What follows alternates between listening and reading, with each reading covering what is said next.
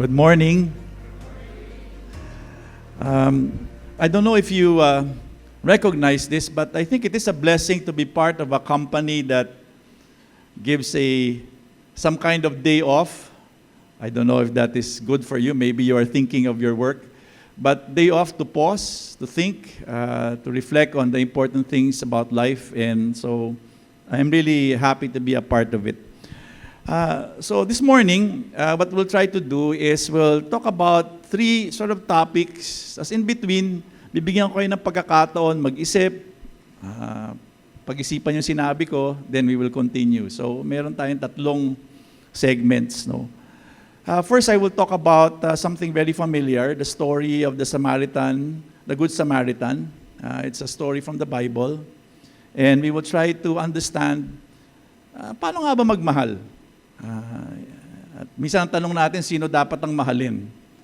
Pero unang tanong ni Jesus, hindi sinong mamahalin. Kaya mo bang magmahal? Then we will move to the next part wherein we will try to understand Ignatius of Loyola. And this time, he gives this concept, in Latin, cura personalis. This is his way of, if tinanong mo, Ignatius, paano magmahal? Sige, ito. Pag nagmahal ka ng tao, cura personalis. And then we will conclude by saying that whole process, kung matuto tayong magmahal, it's the best way to set the world on fire. Because clearly, what the world needs today is love. Parang cheesy, no? Pero yun ang totoo. No? And we will try to understand that today. So let's begin with the story of the Good Samaritan. But I'd like to begin not with that story first, but I would like to use a story, an experience I had recently that has captured my imagination and has made me think about life. Recently, I celebrated my 60th birthday. And excited ako maging senior, I was looking forward to the many activities that I had that week, celebrations. But surprisingly, I had a task to do, which is to join a number of Ateneo students to go to a place, and I won't mention the place just to give them some privacy, that takes care of abandoned children. Ano yun? Responsibilidad ko sa Ateneo, part of my task, and I was just doing it out of duty. I wasn't even excited because I was thinking of the parties that I would attend celebrating my birthday. But that day, to my surprise, I added to the list of my celebrations because I encountered something quite profound. Anyway, so excited ako. First time ko dun sa lugar na yon.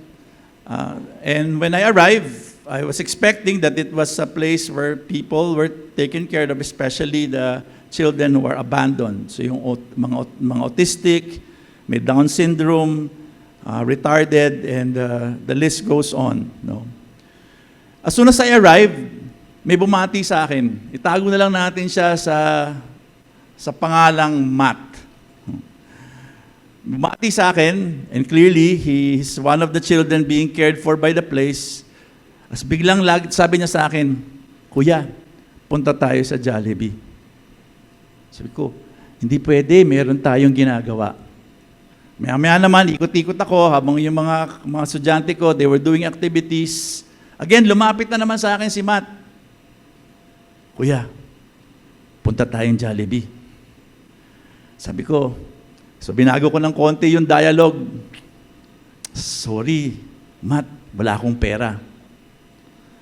Maya na naman, nakaupo na naman ako, lumapit na naman siya. Kuya, punta tayong Jollibee. Di, kantahan muna tayo. Kasi nagkakantahan yung mga iba. No? Umalis na naman siya. Finally, I ended up talking to one of the people running the place. Tago na lang natin siya sa pangalang Ate Marie. Lumapit sa akin si Ate Marie, pakilala ako si Raul, Roncal, isa ako sa mga teachers sa Ateneo, kasama ko itong mga estudyante na ito. As biglang sabi ni Ate Marie, Sir, pasensya ka na kay Matt. Talagang laging mag-aayayan sa Jollibee. Kasi ganito po ang kwento niyan. Si Matt, meron po siyang nakakatandang kapatid. Married. No? Yun lang po alam namin sa kwento nila. Ang alam lang po namin, si Matt, isang araw, sinabihan ng kapatid niya, sige Matt, pupunta tayo sa Jollibee. Yun pala, hindi pala sila pupunta sa Jollibee. Dinala nung kapatid ni Matt, si Matt, dun sa lugar na ito, at iniwan doon. At hindi na binalikan. Sabi ni Ate Marie, siguro naman sir, di ba? Lagi mong gustong pumunta sa Jollibee pag yun ang karanasan mo. It made me think about the experience of Matt. It made me realize, tama nga naman, di ba? Kung ang karanasan mo, may nagmamahal sa iyo, inaasahan mong naroon, hindi ka iiwanan, as pinangakuan ka, pupunta kayo sa Jollibee. Tapos bigla na lang, iniwang ka, malamang, pwede kang mangyari sa iyo yun. Lagi mong tatanungin, uy, punta tayo sa Jollibee. Isn't it the case that all of us are ordinary human beings and we have the basic need to be accepted, be loved, and especially be loved by the people we expect to love us. Kasama yan sa buhay. Kasama sa trabaho ko sa Ateneo, dahil siguro madalas akong tuturo ng theology, karamihan ng mga nakakausap ko mga estudyante, madalas ang pinag-uusapan namin, ang mga problema nila, love life. Sir, bakit yung boyfriend ko ginawa ito? Akala ko ba mahal niya ako? Sir, ang hirap po sa bahay. Yung mga magulang ko nag-aaway. The list goes on.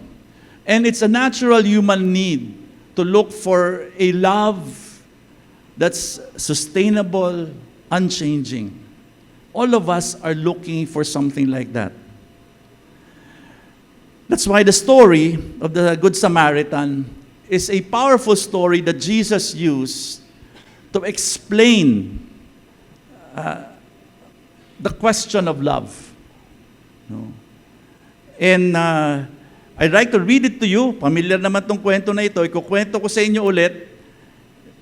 And then, gagawin ko, ikukwento ko sa inyo at i-explain ako, si Jesus, magaling sumagot ng tanong.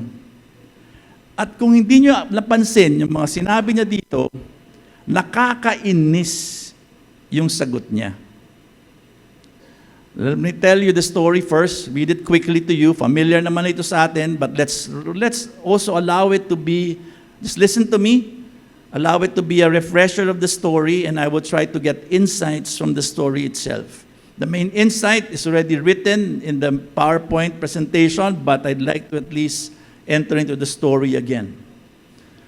Story begins, and behold, a lawyer stood up to put, saying, Teacher, what shall I do to inherit eternal life? He said to him, What is written in the law? How do you read it? And he answered, You shall love the Lord your God with all your heart, with all your soul, and with all your strength, and with all your mind, and your neighbor as yourself. And he said to him, Oh, you answered correctly. Do this, and you will live. But he, desiring to justify himself, said to Jesus, And who is my neighbor? Jesus replied, okay, by a story. He tells a story. A man was going down from Jerusalem to Jericho, and he fell among robbers who stripped him and beat him and departed, leaving him half dead. Now by chance, a priest was going down that road. And when he saw him, he passed on the other side. So likewise, a Levite, when he came to the place and saw him, pass by on the other side. But a Samaritan, as he journeyed and came to where he was, and when he saw him, he had compassion. He went to him and bound up his wounds, pouring out oil and wine. Then he set him on his own animal and brought him to an inn and took care of him. And the next day he took out 2 denarii and gave them to the innkeeper, saying, "Take care of him, and whatever more you spend, I will repay you. When I come back," and then Jesus goes, "Which of these 3 do you think proved to be neighbor to the man who fell among robbers?" He said, "The one who showed mercy." And Jesus said to him, "You go and do likewise." Quick explanation to understand the context of the story. A lawyer during the time of Jesus is not the lawyers that we have today. The lawyer then is like a theology teacher, a religion teacher, who's supposed to know what it means as a Jew to live a life of loving God and loving neighbor. Kaya nga niya nasagot yung tanong. Now, Jesus twists the story by answering it in a very unusual story. Now, para maintindihan natin, imagine natin, siguro marami naman sa atin dito Katoliko, di ba? Imagine mo, Katoliko, yung nagtanong, as yung Katoliko na nagtanong, a theology teacher. Tapos yung tinatanong niya si Jesus. At kinukwento ni Jesus yung kwento ng Good Samaritan, pero kausap niya panay Katoliko. Ganito ang ginawa ni Jesus. Yung kwento niya, mayroong isang nanakawan. Okay? Alam niyo naman na yun, di ba? May isang nanakawan. Obvious, kailangan ng tulong. Ito yung mga ginamit niyang simbolo. Yung 3, kagaya ng mga jokes ng Pilipino, yung pangatlo, laging siya yung bida. Yun nga lang, si Jesus, nakakainis ang ginawa niya. Imagine mo, panay Katoliko tayo, yung una, isang bishop. Now, again, hindi ko minamalita mga bishop natin, pero ito yung kwento kasi. Isang bishop, ini-expect mo mabait. Abay, after nung bishop, hindi pinansin, may dumating naman pare. Okay, pare. Hindi rin pinansin. Ito ngayon, may dumating. Yung kapitbahay mo na hindi Katoliko at may suspetsya kang masamang tao, yun yung pangatlong dumating. Pero yun yung tumulong dun sa nangangailangan. That's why if you're the Catholic teacher, theologian, iniisip mo, pinapatamaan ako nito Pinapatamaan ako nito Because really, the question in front of us is quite glaring. The theology teacher, the lawyer in the story, was asking, who should I love? Sino ang dapat kong mahalin? The lawyer's inquiry, who is my neighbor, highlights the quest for limits. Ito kasi kapitbahay ko siya. Ito kasi. Jesus, however, responds by dismantling these boundaries through a story emphasizing that love transcends definitions. The more important question is not who, but how. Kaya mo bang magmahal? Ang tanong, hindi kung sino ang mamahalin. Ang unang tanong, ikaw, Raul, kaya mo bang magmahal? can you love? That's the more important question. That's why the answer of Jesus was not to answer who is the neighbor, but who became neighbor. Sino ang nagmahal? Obviously, ang sagot, yung kapitbahay ko na hindi Katoliko, na akala ko masamang tao. Siya pa ang nagmahal. The model Good Samaritan is a model of compassion. The Samaritan exemplifies compassion by acting selflessly, illustrating how he was to help is more important than who we choose to help. In our life today, sometimes we often ask the question, sino ba dapat ang mamahalin ko? Itong kakaibigan ko na lagi akong pinapautang. Or itong tao na ito kasi may makukuha ako dito. But it's a different question when you ask this question. No. You. Who are you capable of loving? And it's not anymore who, but how to love becomes the question. Compassion is visceral and active. Visceral yung nanggagaling sa puso. Transcending mere conventions, mere convenience or conditionality. We must shift our focus from who deserves my love to how can I love more fully. And our actions must speak louder than our categories, fostering true connection across boundaries. Diba? Lahat tayo naghahanap ng Jollibee. Kung saan tayo tanggap, saan tayo mahal, at maaasahan mo. By the way, hindi ako binayaran ng Jollibee. Totoo kasi talaga yung kwento ko, sa Jollibee talaga sila papunta. Pero ang tanong, ilan ba sa atin ang makakapagbigay ng Jollibee sa kapwa natin? Yung pagmamahal na maaasahan. Yung pagmamahal na hindi nagbabago. Pause lang tayo ha. Ito, pag-isipan nyo lang ito. No. Sino at saan ang Jollibee mo? Saan ka nakatanggap ng pagmamahal na maaasahan? Pag-isipan mo yon. Tapos pag-isipan mo rin, sino yung tinatawag, sino yung mga tao sa buhay mo na tinatawag kang, uy, mahalin mo yan.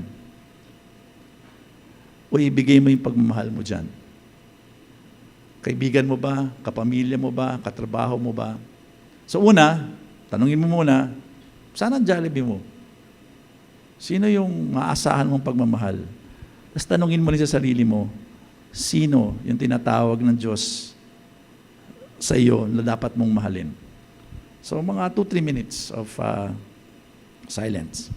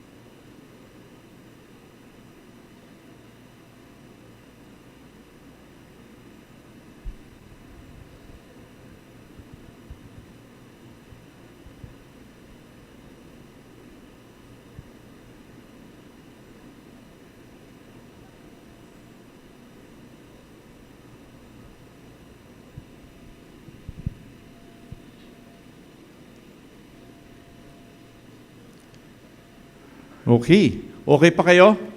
Okay pa? Yung mga nasa likod, naririnig niyo ba ako dyan? Okay naman yung audio dyan, ano? Good, good. Yes, good. Okay. Let's continue. Siguro, no, marami sa atin na tama naman, ano, tinatawag talaga tayong magmahal. Tinatawag talaga tayong magmahal ng kapwa natin na maasahan. We're called to love.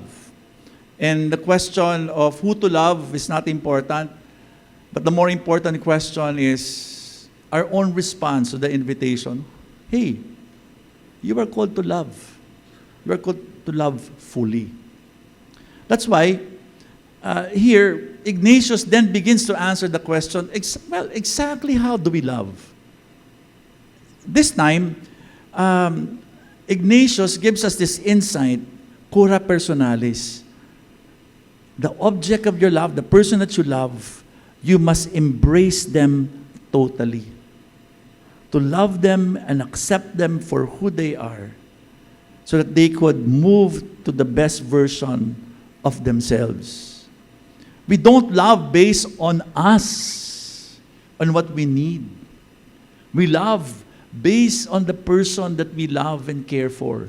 And the whole person is our aim. How can I love this person totally? And that love, no, according to Ignatius, emphasizes a holistic approach to care that honors each person's full humanity. This means listening attentively, respecting them, their individuality, nurturing their soul. True care recognizes the sacred complexity that exists beneath the surface of every individual. Lahat ng mga minamahal natin, pag minahal mo sila, marirealize mo, oo nga no, akala ko ganito lang siya. Yung pala ito rin siya. The invitation is to love someone as you enter fully in your knowledge of who that person is. Hindi ka titigil, bigla, uy, sandali, ayaw ko yan ah. Hindi. Pinili mo siyang mahalin. Kasama yan sa mamahalin mo. Yung mga hindi mo nakikita na hindi masyadong maganda, na hindi mo inaasahan. If you really love someone according to this approach of cura personalis, everything, both the good and bad, has the potential to become, even the bad, become good because of your love. Because of your love. How many among you here, at some point in your life, you made a mistake. You did something wrong. A mentor, a teacher, a parent looked at you and said, yes, Raul, mali ka. Masama ang ginawa mo. Pero mabuti kang tao. Kaya mo pang magbago. We can often understand the concept of cura personalis when someone relates to us as cura personalis. Naalala ko yung tatay ko. Very memorable sa akin ito. Core memory ko. No? Tinuruan na ako niya mag-chess nung bata ako. Sabi ko, dali pa lang manalo.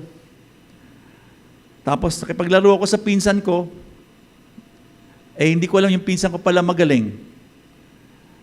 Natalo kaagad ako. So, ang ginawa ko, nagalit ako doon sa pinsan ko, winasak ko yung, or tinaob ko yung chessboard. Galit na galit ako. No? And I made the scene. No? And my father found out about what happened. No? My father went to me, and he said this, Raul, tinuruan kita mag-chess kasi gusto kong manalo ka. Oh, Dad, kaya nga galit na galit ako kasi natalo ko. Sabi niya, hindi lang manalo sa chess ang tinuturo ko sa iyo. Gusto ko ring manalo ka sa buhay. Yung ginawa mo, mali yun. Pag natalo ka, matuto kang maging mabuting tao kahit natalo ka. There's something about that moment that made me realize my father wanted what's best for me, but he was willing to face squarely the not so good in me, but still believe that I could move ahead because I am loved totally for all my complexity. True care requires us to recognize the sacred complexity of the human person. Sacred in the sense the good is always there, but the bad also is part of what we need to face. With each person fostering deep connections that go beyond mere surface interaction. Kung minamahal mo lang isang tao na dapat mong mahalin, kung masaya at walang nangyayaring masama, hindi pa malalim yun. The kind of love that we need to give to people is the kind of love that I experienced from my father. A father who is willing to see me make a scene, to be seen as bad by my family because of what I did, and yet be willing to patiently tell me, hey, you did something wrong. You are better than that. So, last sort of story to sort of capture this. Sometimes in our life, we are called to love people, and sometimes there is a part of us that's struggling to love. I remember the story of a good friend of mine. He grew up in a family that was broken early on in his life. The father left them, and he was cared for by the mother for a number of years. At some point in their life, the father came back when he was already in college. And the father started reaching out, changed his life, and started to say, I want to change, I'm coming back to the family. So this friend of mine, who also at some point in his life decided to take seriously his faith, found himself being called by God to love his father. Pero nahihirapan siya. Pinagdesisyon siya, kailangan kong mahalin ang tatay ko. So as he decided to spend time with his father, he was trying his best to love his father. Pero hirap na hirap siya kasi lahat ng mga negatibo nakikita niya. Isang napansin niya, inis na inis siya, ang yabang ng tatay ko, sabi niya. Because this father was quite an accomplished banker, so they would go to a restaurant, and then after he would give a big tip to the waiter. Laki, bigay siya. Sabi ng kaibigan ko, yabang ng tatay ko. They were in a hotel, no? And some people were carrying bags for them. Labas yung tatay. Bigyan ng malaking tip. Yung tumutulong sa hotel, yung nagka-carry ng bags nila. Sabi na naman ng kaibigan ko, yabang ng tatay ko. Paulit-ulit yan. Sakay sila, kung saan-saan man, yung driver nila, bibigyan ng malaking tip. Yabang ng tatay ko. One time, they were having dinner, and my friend was just having small talk, and yung tatay, at some point, sabi niya, alam mo, iho, laking pasalamat ko sa buhay. Hindi ko akalain na magsasucceed ako. Siguro hindi mo alam ito, sabi niya. Kasi mula pa nung bata ako, unang-una, kaya ako nahirapan maging tatay. Kasi iniwan ako ng tatay ko. Hindi ko natutunan maging tatay kasi wala rin akong tatay. Kaya pagpasensyahan mo na ako kasi pinag-aaralan ko pa paano maging tatay. Sabi niya bigla, alam mo rin, ang laking pasalamat ko. Kasi lumaki ako sa hirap. Dati akong waiter, nagtrabaho ako bilang waiter. Eventually, nagtrabaho ako sa isang hotel, taga-buhat ng bag. At naging driver din ako. Kaya na lang, later on na lang, nakita mo nung umasenso ko, pero hindi nyo nalaman yung kwento ko nung bata ako kasi hindi ko nakwento sa inyo nung bata ka. Kaya paminsan-minsan, pagka nakikita ko yung waiter, para nakikita ko yung sarili ko, kaya sineshare ko ng konti yung alam mo na, yung konting meron ako. Pag nakikita ko yung bellboy, nakikita ko yung sarili ko, ibinibigay ko yung pera. At pag nakikita ko yung driver, nakikita ko yung sarili ko, kaya nagsishare ako ng konting tip naman lang sa kanila. Kasi dati, ganun ako. Now when my friend heard that story, he suddenly saw a different picture of his father. And he didn't realize that the invitation for him to enter more deeply, to understand where his father was coming from, was the path for him to be able to love and understand his father some more. Bigla niya naisip, sabi niya sa akin, alam mo Raul, na-realize ko yun, hindi pala yung tatay ko ang mayabang. Ako pala ang mayabang. And I'm about to, the second part here, just pause lang siguro, just another minute. This time, just 1 minute to pause and think about this. Sino ang dapat mong mahalin kahit na mahirap siyang mahalin?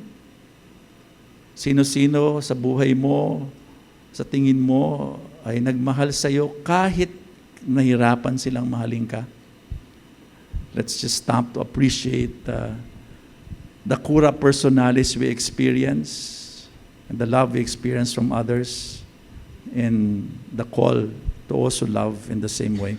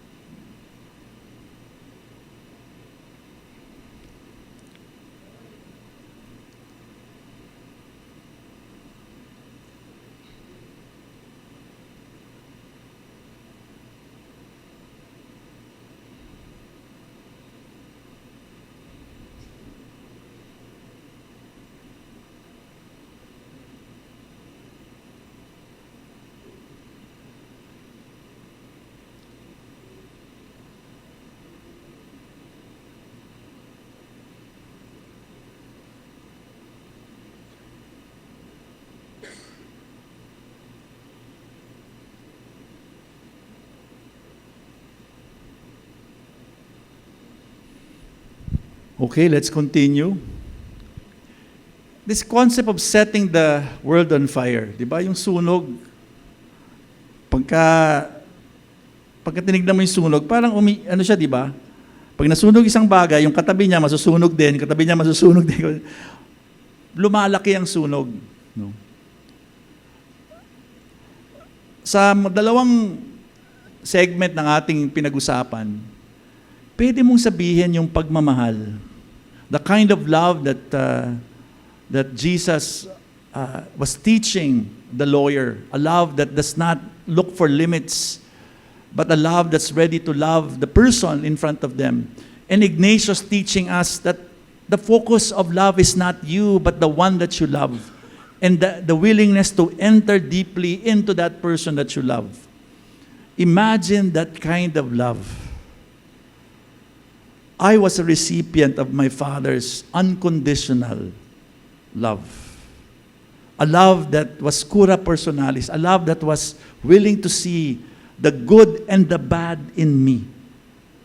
Well, that kind of love spreads. That kind of love affected me. That now I'm being pushed because I've experienced that Father's love from my earthly Father. The kind of love that moves to others.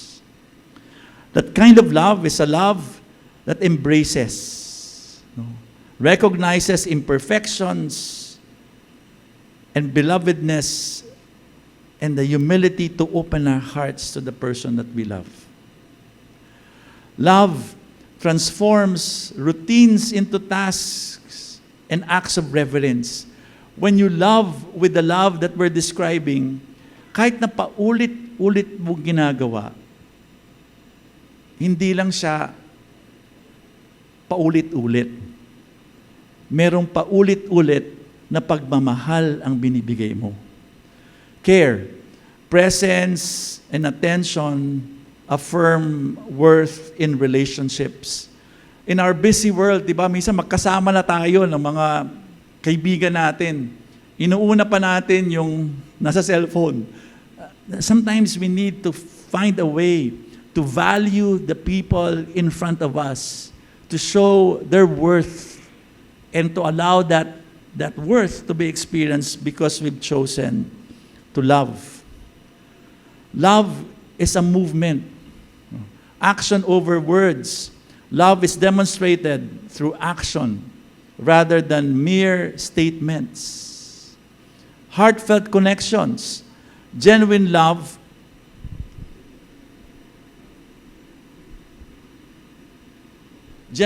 fosters deeper relationship, encouraging individuals to reach out, listen, provide support in meaningful and tangible ways. Hindi lang to yung kwento-kwento, yung nakikinig ka dun sa minamahal mo. Living love daily, committing to love actively transforms lives, allowing us to break boundaries and engage with others authentically and wholeheartedly. This kind of love is what the world needs. Love is not merely an idea. It requires action.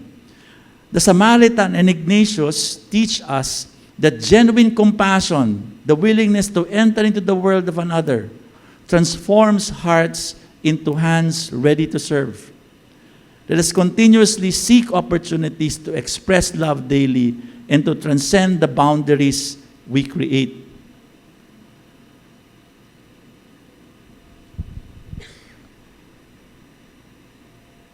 Punta tayo sa Jollibee. When I was observing at the last stage of my time there with Matt and this organization that took care of abandoned children, I realized I did not understand Matt clearly. Sabi niya, punta tayo sa Jollibee, di ba? Ano ba yung Jollibee? Yun yung pangako ng kapatid niya. Yung pangako ng kapatid niya na napako. Pag-ibig na inaasahan na nawala. Pero hindi ko nakita si Matt, kasama niya yung kapwa niya mga inabandon, nakita ko yung pagmamahal nila sa isa't isa. Si Aling Marie, 20 years na siyang nagsisilbi sa mga bata na ito. Sabi niya, dito na ako tumanda, kuya. Yung mga tao doon, mahal si Matt. Yung mga tao doon, accepted si Matt. Hindi ko biglang naisip ko bigla, yung Jollibee pala, wala sa labas. Naroon na pala ako sa Jollibee. Kuya, punta tayo sa Jollibee. Inaaya pala niya ako. Sa isip ko, ito na ang Jollibee ni Matt. Kung saan naranasan niya ang pagmamahal, naranasan niya ang pagmamahal na maaasahan. At makita mo siya rin, tumutulong siya sa mga kapwa niya na mga bata. Natuto rin siyang gumawa ng Jollibee. Siguro ang huling tanong ko sa inyo, saan at sino ang Jollibee ninyo? Saan kayo nagmamahal? Sino ang mga minamahal ninyo? At maaasahan ba tayo na magmahal? Magmahal na maaasahan. Yan ang kailangan ng ating mundo. We live in a world where love sometimes is not dependable. The love we have from God is very dependable. It's unchanging. But that unchanging love is something that God wants us to also share with each other. A love that does not change. A love that can be relied on. Kung meron tayong ganong pagmamahal, magiging malaking Jollibee tayo. Maasahan. Isang lugar kung saan pwede tayo magsabi, gusto ko dito. Hindi ako aalis dito. At sana, tayo rin, tumulong tayo para magkaroon ng mundo kung saan yung pagmamahal ay maasahan. Thank you for listening to me, and I hope that this simple recollection has made you think about the demand and the call to love so that we can set the world on fire. Thank you very much.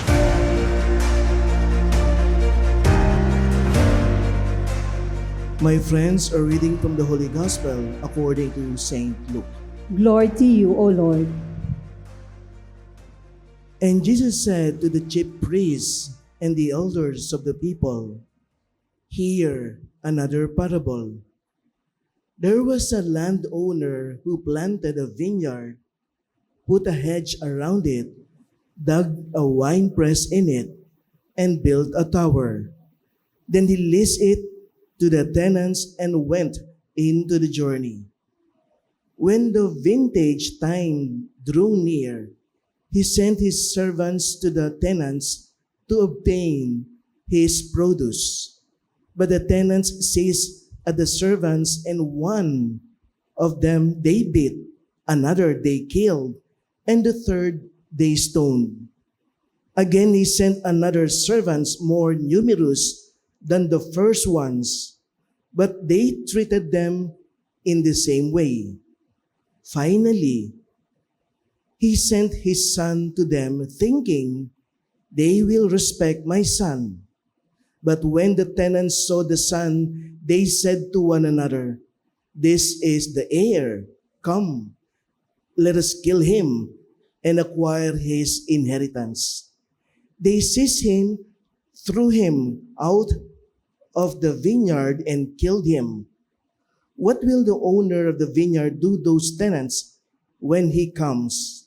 And they answered him, he will put those wretched men to a wretched death and lease his vineyard to the other tenants, who will give him the proper produce at the proper time.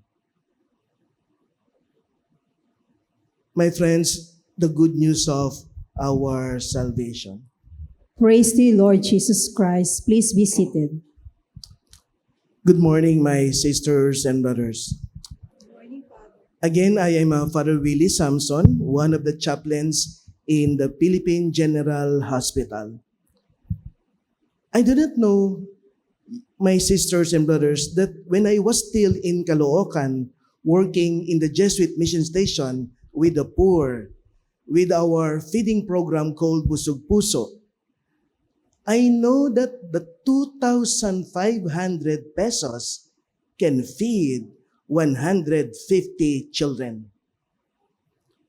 Did you know also that recently I have learned from the doctors in Philippine General Hospital that one of the most greatest or one of the most painful thing for them as doctors in PGH is they are somehow making a prescription to the poor, knowing that these poor people will never have a chance to buy those medicines that they have prescribed.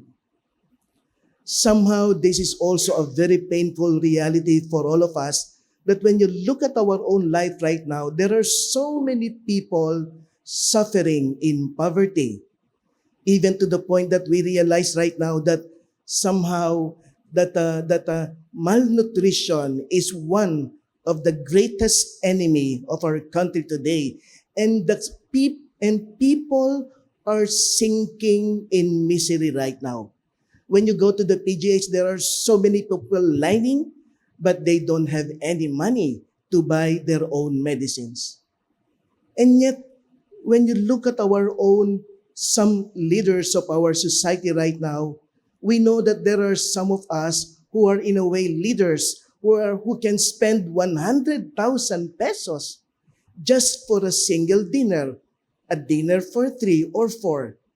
That 100,000 pesos in Caloocan City can easily feed 5,000 children. You know, my sisters and brothers, when you listen to our gospel reading for today, it is clear that this is basically the Lord is telling us right now that the main sin for many of us is basically greed. Because in our gospel reading for today, we can easily see that the Lord is actually a generous God, because the landowner decided to buy a certain land and then dug that land, provided many things for that land, even the tower, and then planted some grapevine, and then he decided to leave everything to the tenants and left. After a few months, when the landowner realized that it is now high time for him to do the harvest or to get his share, only to find out that the tenants have decided to say, we are the ones working here. That tenant or that landowner is just away, and we are the ones doing all hard works. So therefore, let's get more. Even to the point that in the end, they decided to get everything to the point of killing the son of the landowner. I guess this is the meaning of greed. When we decided to take something which is not for us. I guess this is also somehow something that we need to also be reminded that in our country right now, greed of some of our leaders is actually something that we needed to do something. My friends, I guess all of us are being invited also to scrutinize also our own way of handling or ministering the graces of God. Somehow when you look at the principle of the stewardship, there are actually 4 important principles of stewardship for us to be able to understand the meaning of love. The first level or the first principle of stewardship is the principle of ownership. The principle of ownership states that we don't own anything. Everything that we possess, everything that we may have right now, including our life, is actually given to us by God. We cannot say that these things is something that I have worked for. Tinrabaho ko to, pinagpaguran ko to, and so therefore I am entitled to these things. Somehow we realize that this is not the meaning of the principle of ownership. The principle of ownership states that we don't own anything. Everything is God's grace. The second principle is the principle of responsibility. When we realize that we don't own anything, so therefore it is just good that we're supposed to share the things that we have in our own life. This is the meaning of responsibility, to be able to share what we have. The third principle is the principle of accountability.